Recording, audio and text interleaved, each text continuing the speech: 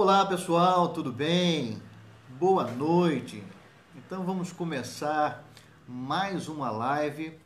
Eu espero que você tenha convidado seus amigos, os pastores, os professores da sua escola dominical, os educadores da sua igreja, os professores do departamento infantil, as professoras, para estarem aqui comigo nessa live falando sobre um assunto tão importante, não é?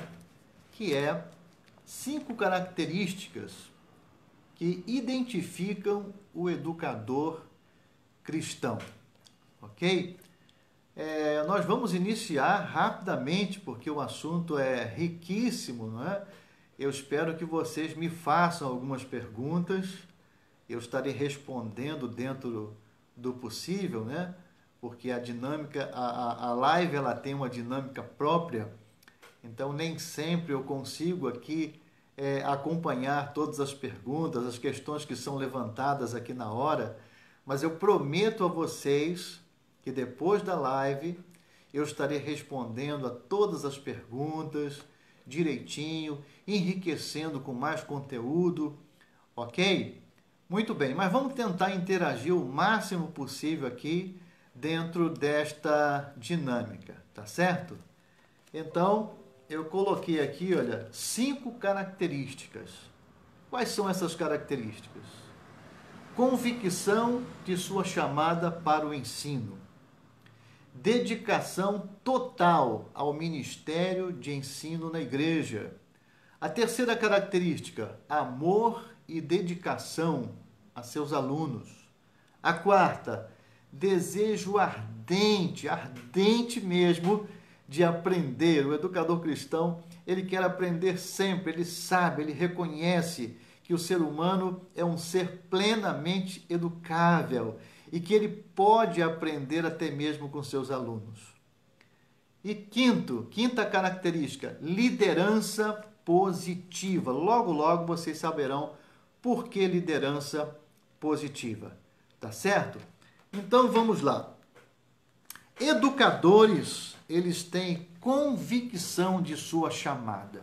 Eu não estou falando aqui sobre a vocação natural, ok? A vocação natural é completamente diferente de uma chamada divina para ensinar na igreja.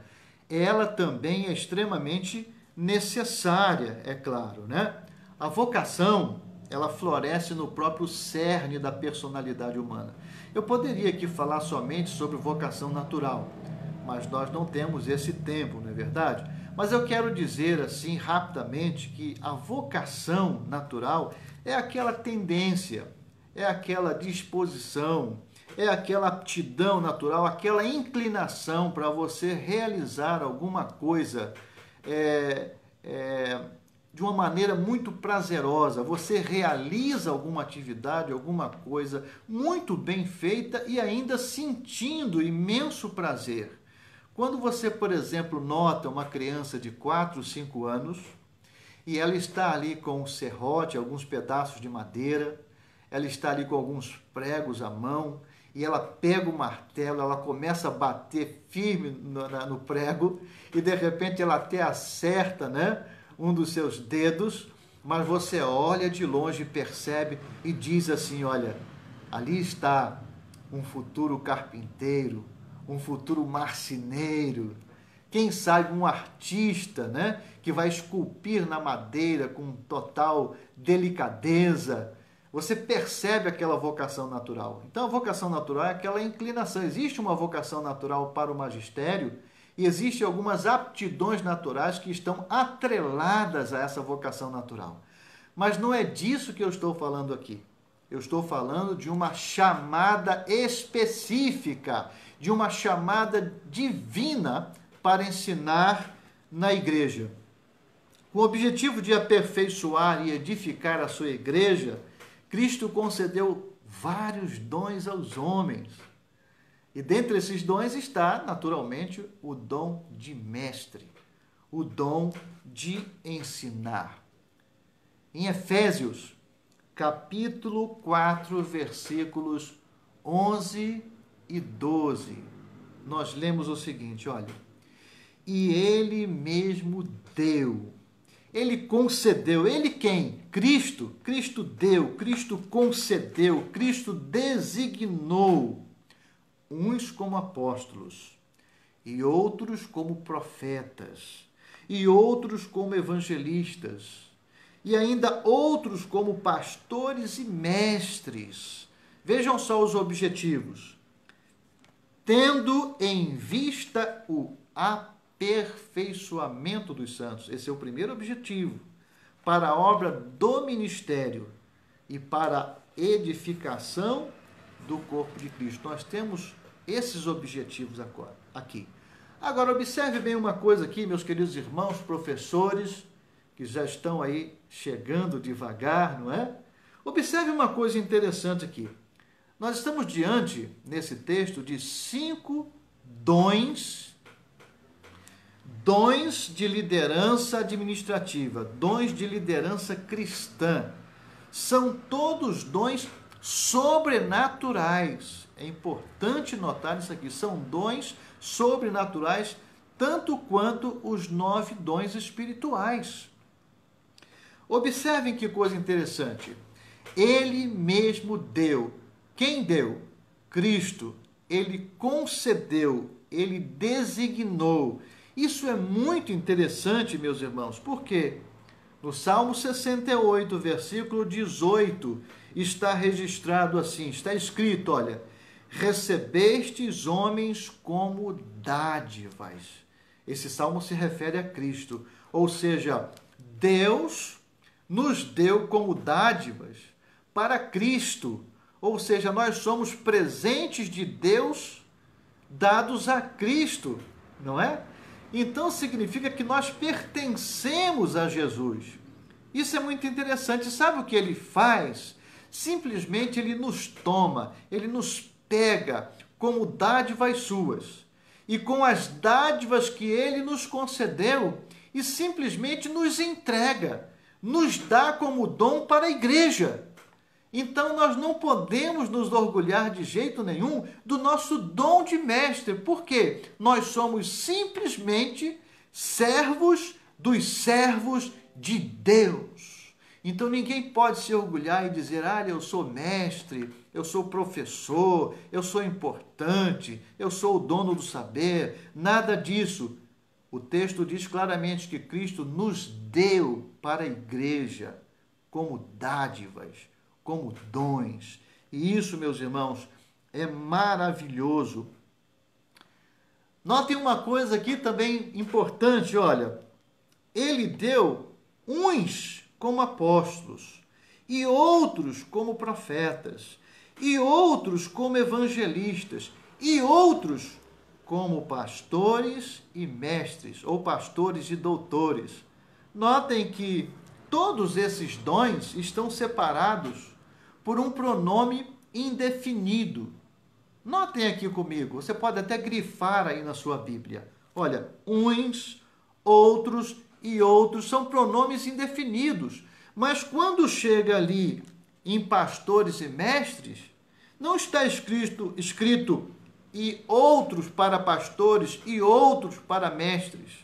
Esses dons, eles são dons justapostos, são inseparáveis. Ou seja, o pastor tem a obrigação de ensinar na igreja, porque o pastor também foi chamado para ensinar. E isso é extremamente importante aqui.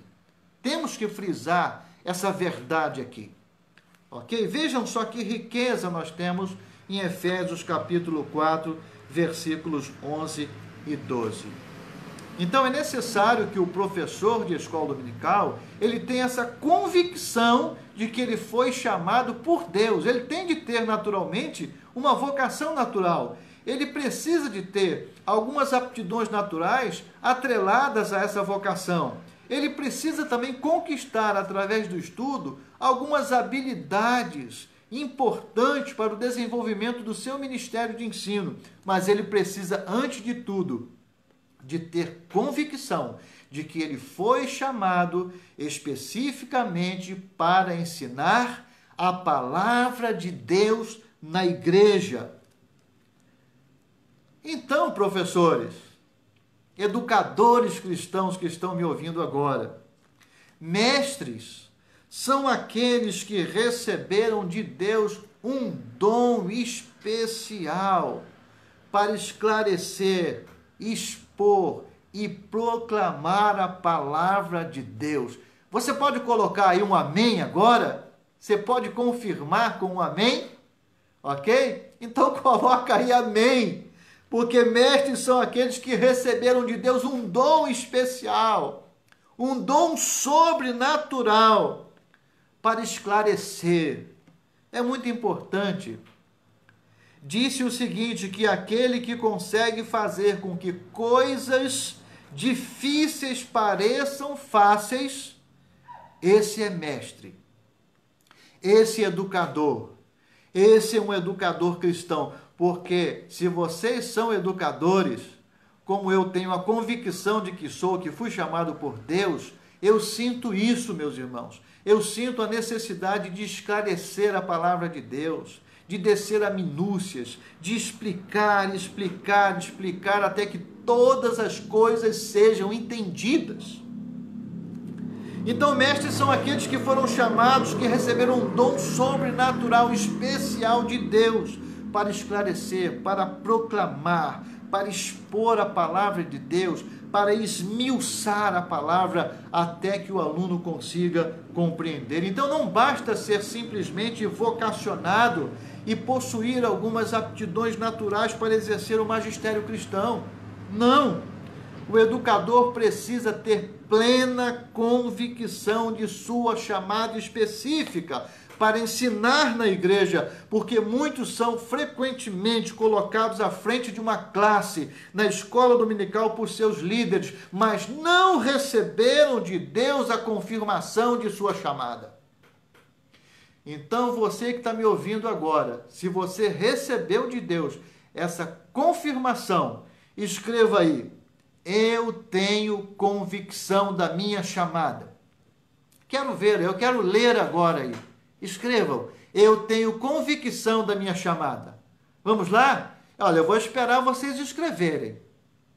A menos que vocês não tenham. Ok?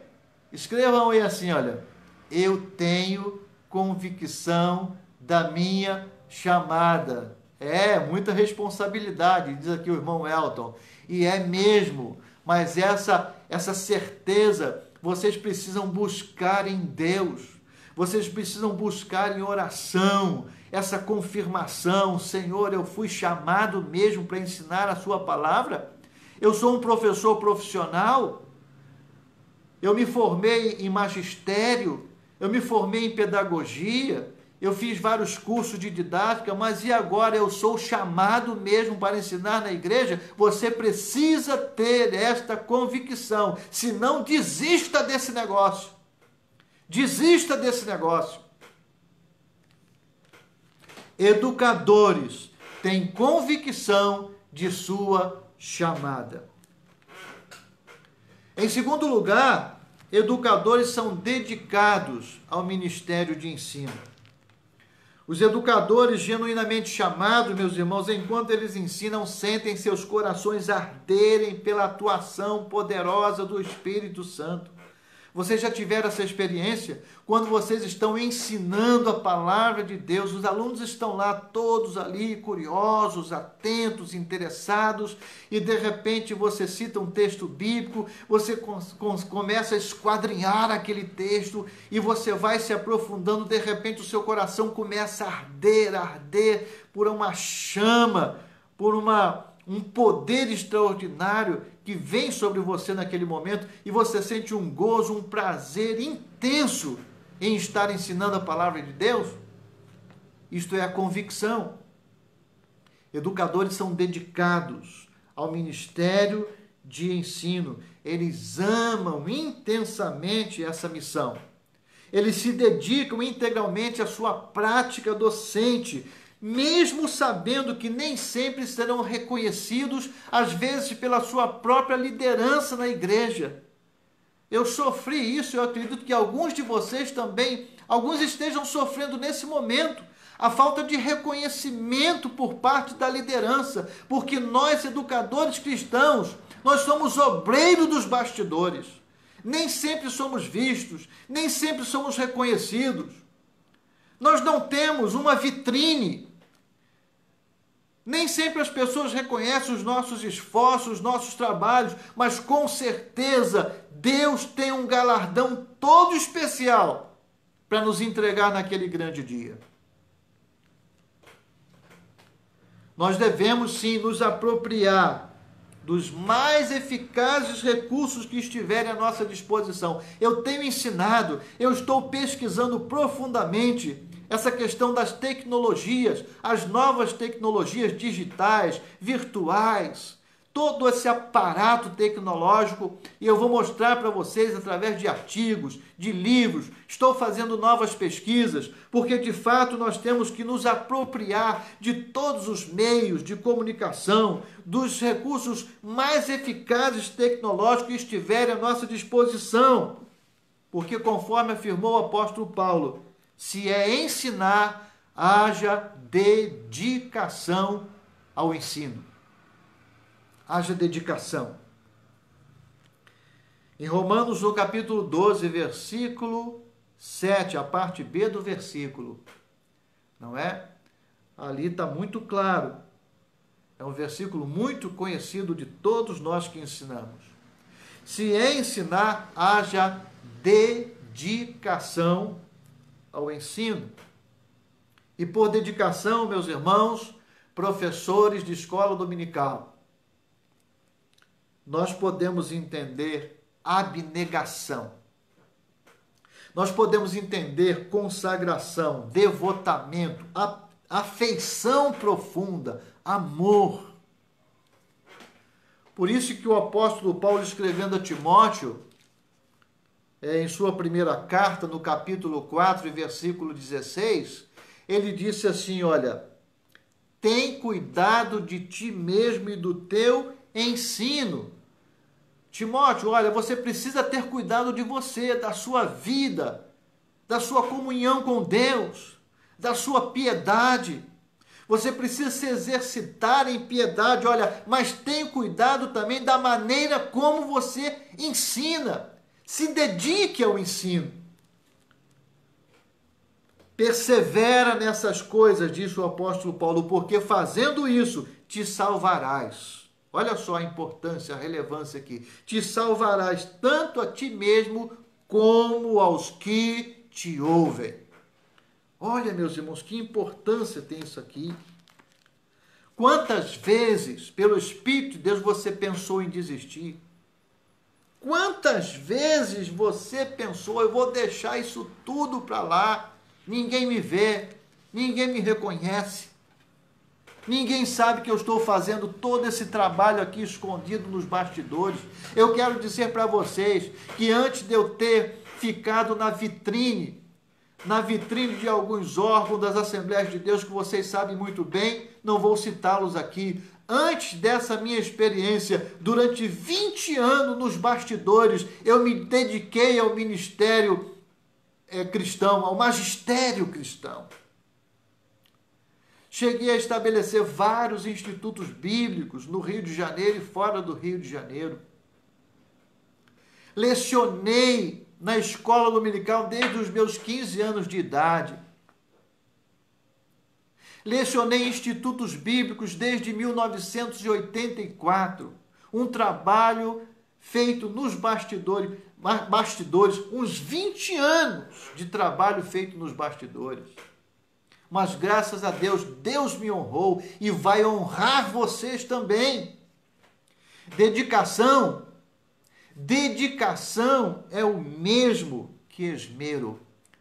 Na versão de Almeida, revista e atualizada, não aparece a palavra dedicação, aparece a palavra esmero, é uma palavra mais profunda, não é verdade? E esmero significa, meus irmãos, integralidade de tempo no magistério. Pode anotar aí, olha, integralidade de tempo no magistério. Nesse ministério de ensino, significa, sabe o quê? Estar com a mente, o coração e a vida inteira dedicada a esse ministério. Quantas horas por semana você se dedica na preparação das suas aulas? Quando você vai ensinar na igreja, na escola dominical, no seminário teológico, não importa. Quantas horas você se dedica? Quantos cursos você já fez? Em quantos congressos, conferências, simpósios de escola dominical você já participou para se preparar para melhor servir a Deus nesse ministério? Dedicação, esmero. Se é ensinar, haja dedicação, porque educadores são dedicados ao ministério de ensino.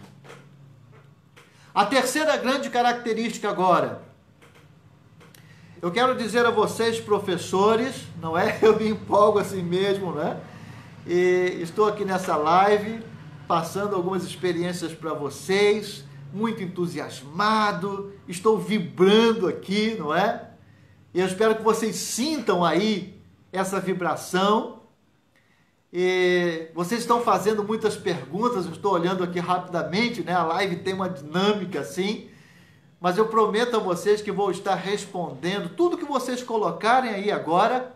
Fiquem tranquilos, porque eu vou responder depois, eu vou argumentar depois, eu vou acrescentar mais informações, tá certo? Muito bem. Então, a terceira característica: educadores amam e se dedicam a seus alunos.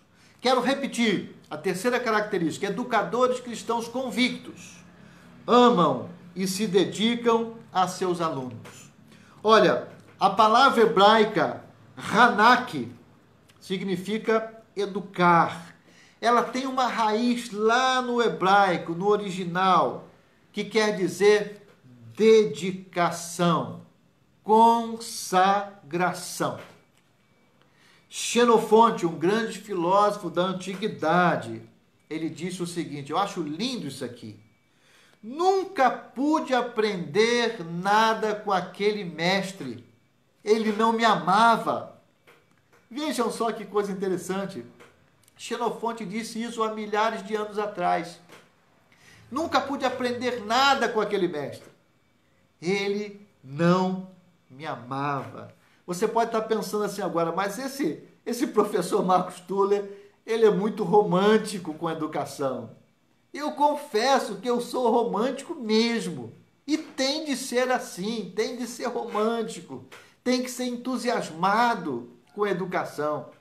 Você sabe o que significa a palavra entusiasmado? Significa, é um significado muito antigo, né? Significa estar inspirado por Deus.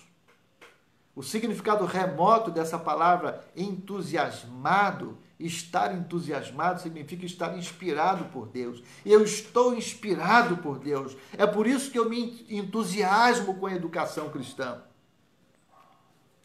Isso é sim, é uma maneira de estar em romance mesmo com a educação. Sou romântico mesmo, confesso aqui. Trata-se, meus irmãos, de um amor pela educação. É o amor pedagógico, amor pelo ensino, amor pelos alunos. Trata-se de um desejo natural de auxiliar os nossos alunos nos seus anseios, nas suas expectativas, nas suas necessidades, atender os nossos alunos em suas necessidades.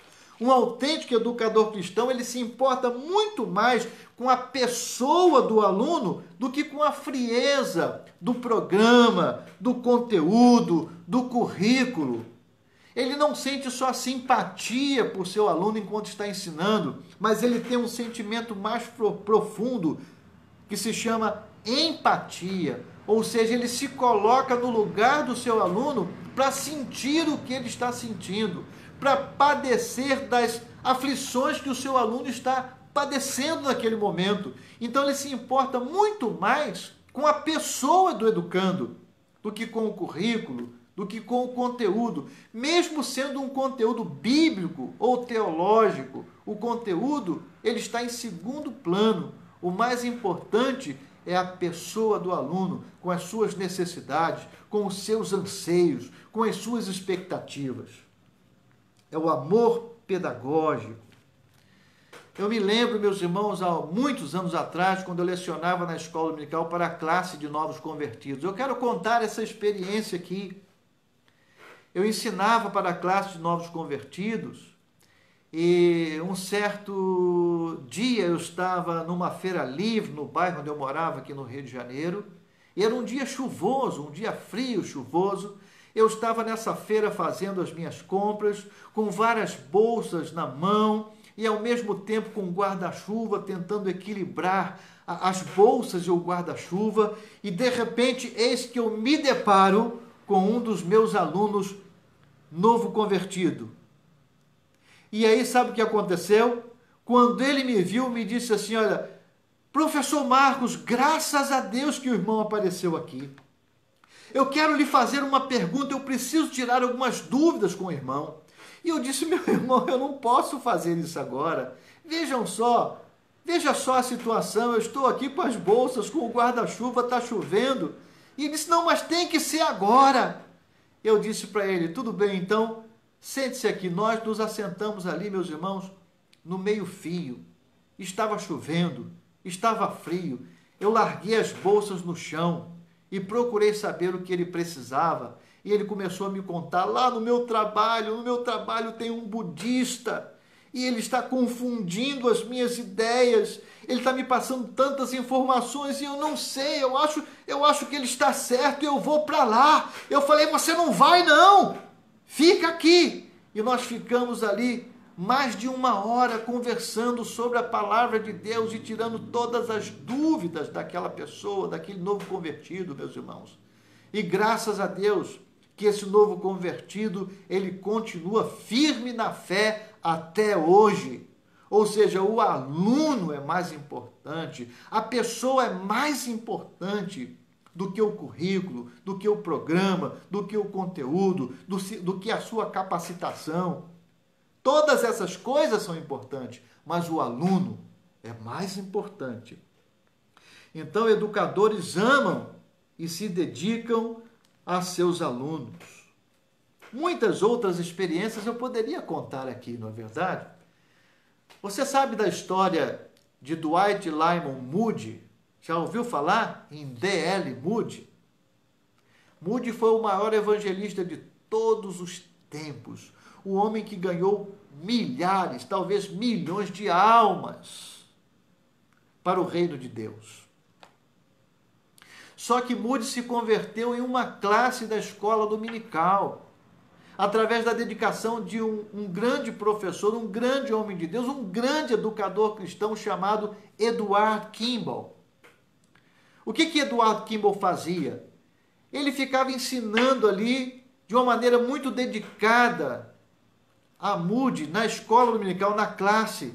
E ele dizia assim, e contou na sua biografia: olha, aquele jovem ruivo, matuto, vindo do interior, ele tinha muita dificuldade de compreender as coisas. Tinha dificuldade de compreender as coisas de Deus. Mas eu insistia com ele. Edward Kimball conta então em sua biografia que num determinado dia Moody estava lá no seu trabalho, numa sapataria. Edward Kimball foi até lá. Ele não se contentava em apenas ensinar aquele jovem matuto lá na escola bíblica dominical, na classe de não crentes, porque existia classe de não crentes lá naquela igreja.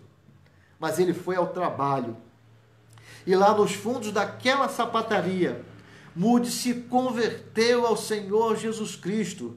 Ele aceitou a Cristo como seu único e suficiente Salvador e se tornou no maior evangelista de todos os tempos, no maior ganhador de alma de todos os tempos. Imagine, meus irmãos, o galardão, o tamanho do galardão ou a importância do galardão, nós não sabemos nada sobre a natureza dos galardões. Mas imaginem, certamente Moody vai ganhar muitos galardões em função das almas que ele conquistou para o reino de Deus. Mas com certeza, todos esses galardões serão creditados à conta espiritual de Edward Kimball, o seu professor.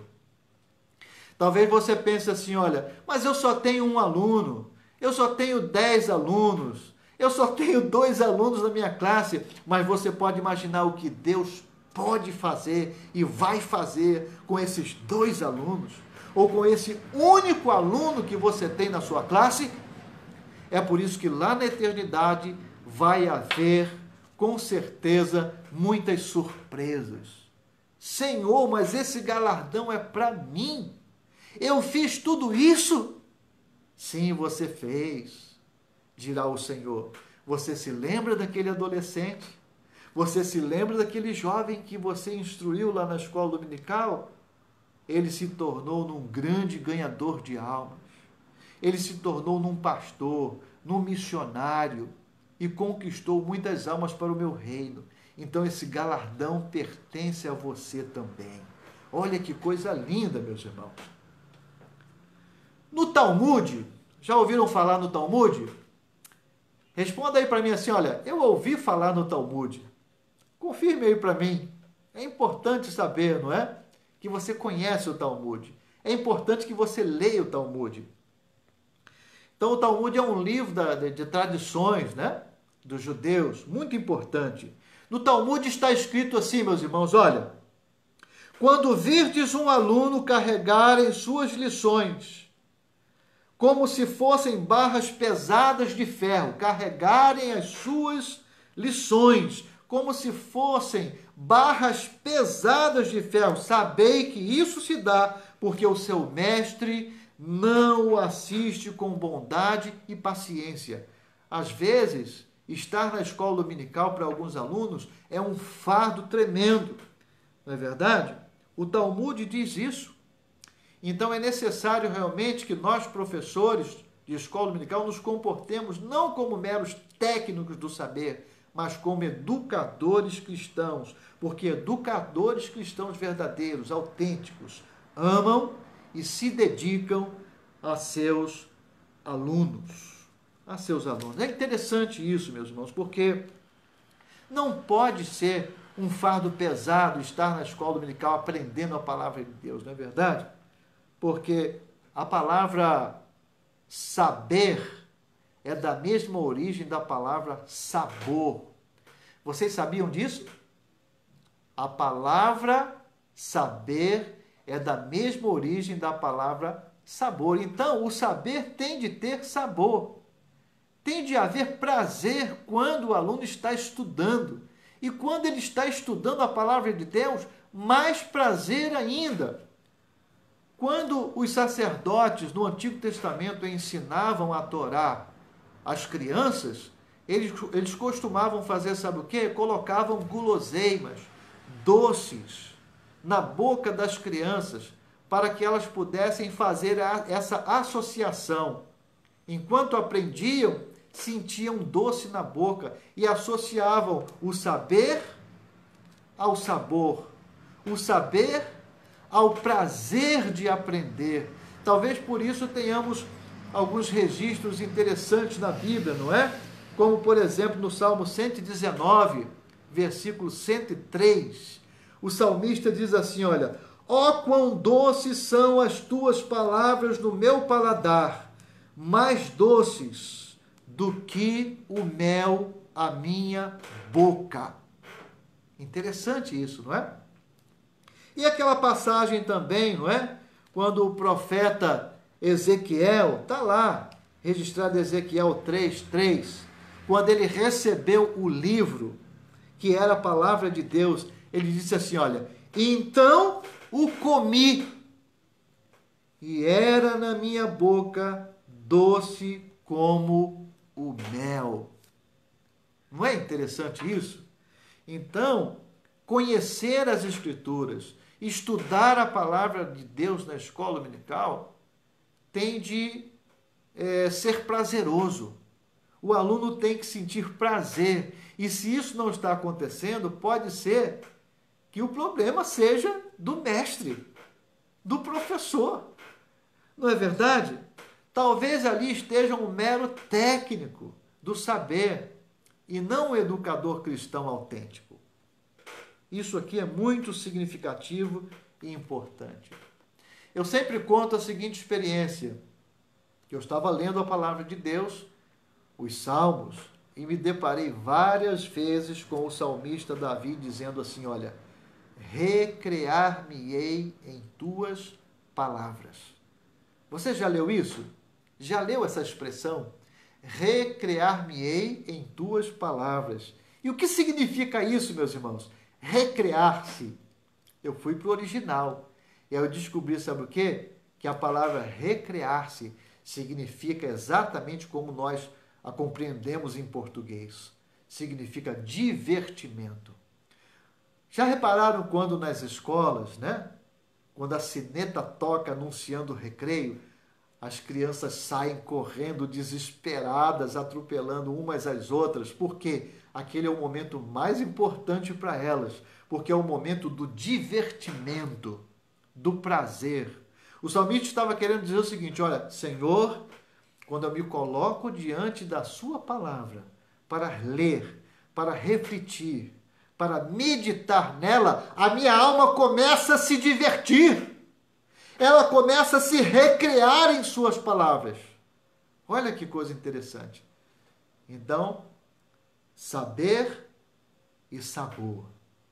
Saber e sabor. Educadores amam e se dedicam a seus alunos. Quantos estão comigo aí? Digam amém. Quantos estão gostando aí da live? Diga um amém, coloca um amém aí, pastor, eu estou gostando. Né? Dá um clique aí, coloca a mãozinha aí para subir. Dá um joinha aí, como se diz, para eu poder saber, né, que vocês estão interessados ainda na live, para eu dar continuidade e fazer alguns aprofundamentos aqui, não é? Então, meus irmãos, olha, Jesus sempre amou a todos os seus alunos, seus discípulos e se interessava pelos problemas deles. O mestre, ele se interessava, meus amados irmãos, muito mais por pessoas do que por credos, cerimônias, organizações, equipamentos. Todas essas coisas são extremamente importantes, mas Jesus, ele se interessava mais por pessoas. Interessante que aparece um determinado texto que eu vou ler agora para vocês, diversas vezes no Evangelho. E Jesus, saindo, viu uma grande multidão e teve compaixão deles.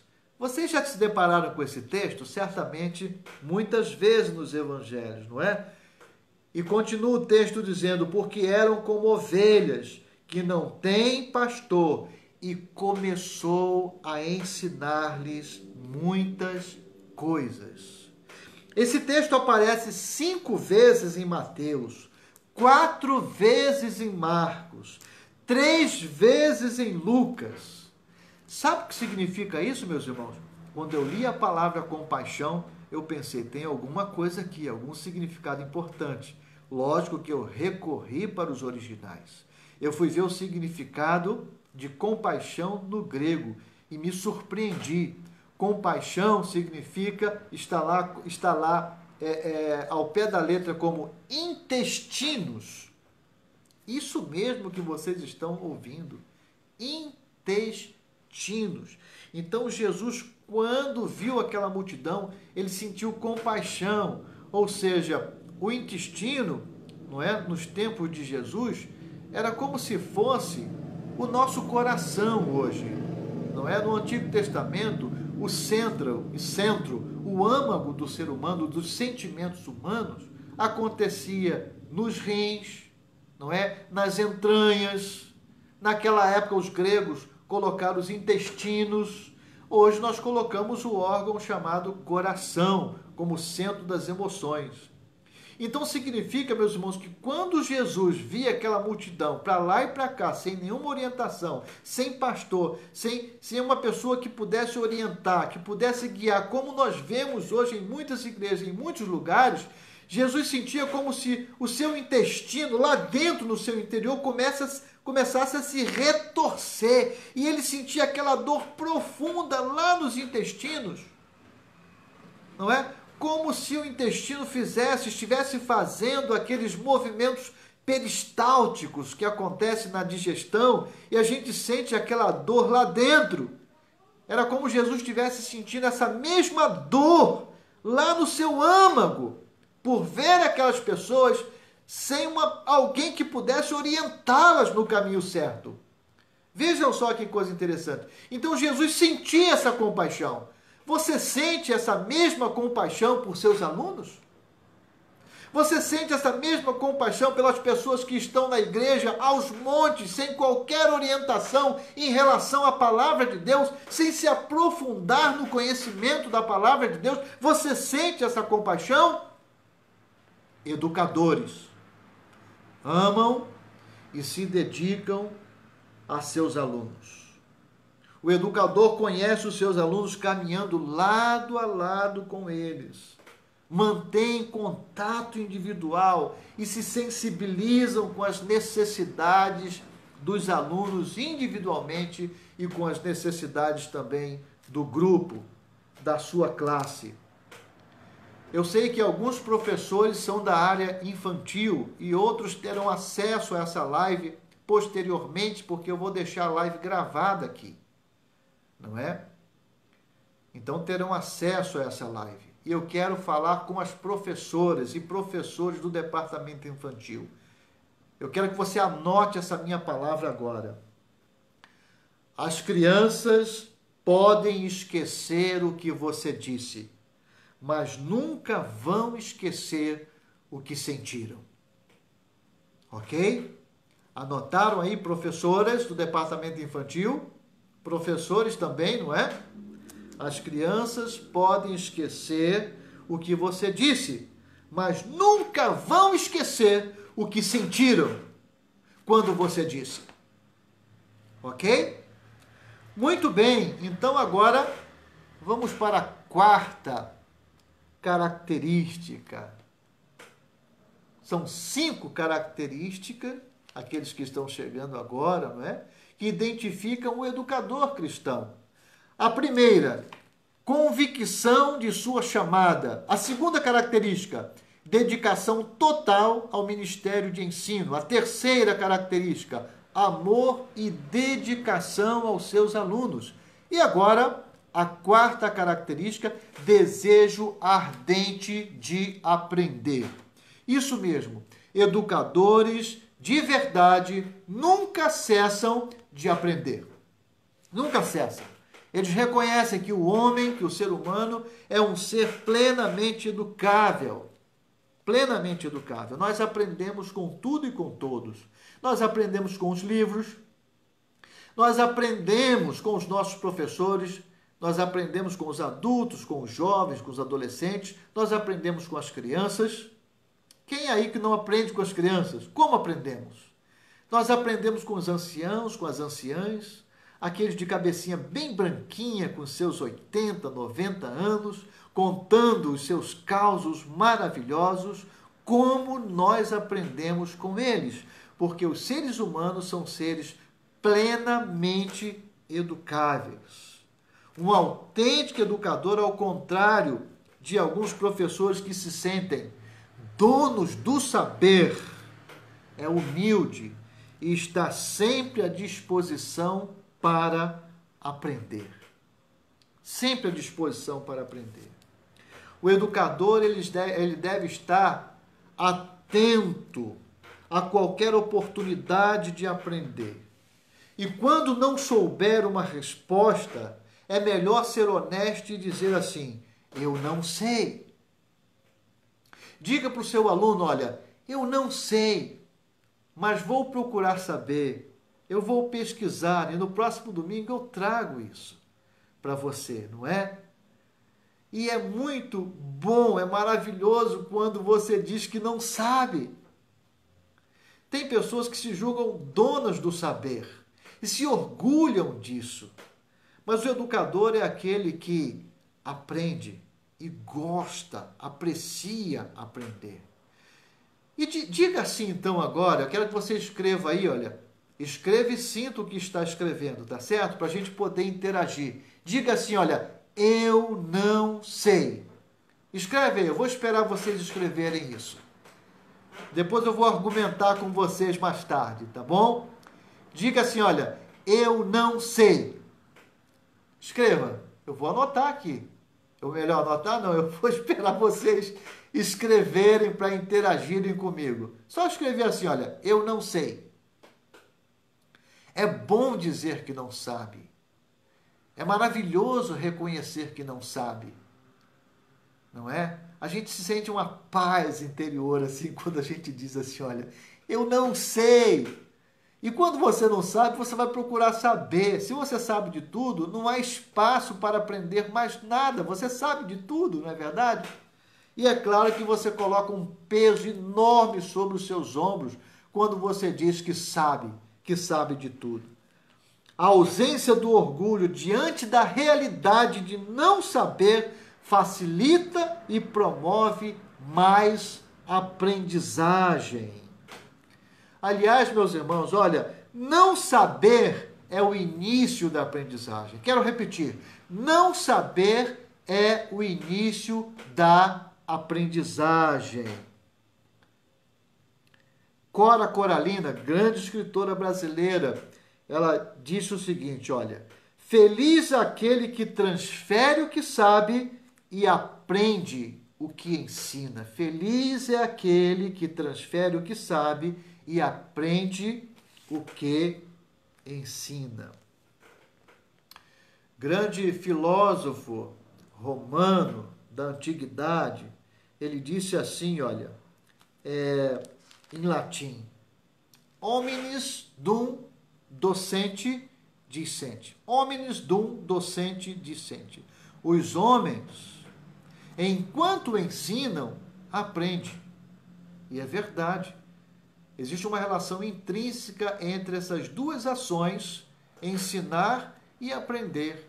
Todas as vezes que nós estamos diante de uma classe com a intenção de ensinar, devemos estar conscientes de que também iremos aprender. E aprendemos muito com os nossos alunos. Nossos alunos são muito capazes, são muito sabidos, conhecem muitas coisas, tiveram muitas experiências, leram livros que talvez não tenhamos a oportunidade de lê-los. Então, o ideal é que os professores, os educadores, possibilitem a troca de experiências, de saberes na sala de aula, para que os alunos possam compartilhar com o próprio professor e com os colegas o que eles também sabem.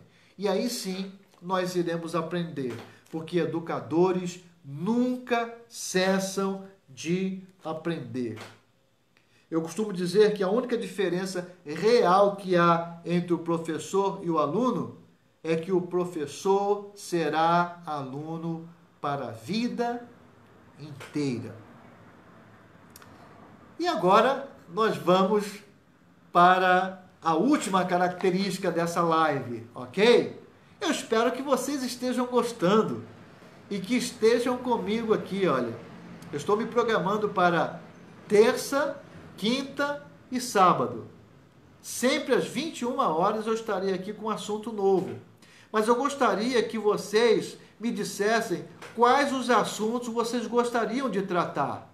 Eu tenho uma programação aqui riquíssima, enorme, mas eu gostaria de tratar dos anseios de vocês, tá certo? Então coloquem aí o que vocês gostariam que eu tratasse aqui com vocês, tá bom? Coloca o assunto aí, a temática, tá certo? Deixem aí.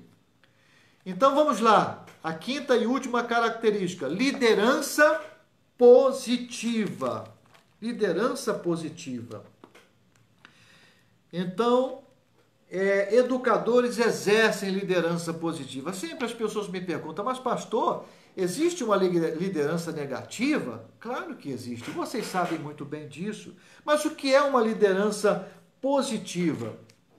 Olha, Tiago, o irmão do Senhor, no capítulo 3 e versículo 1 da sua epístola, deixou o seguinte registro.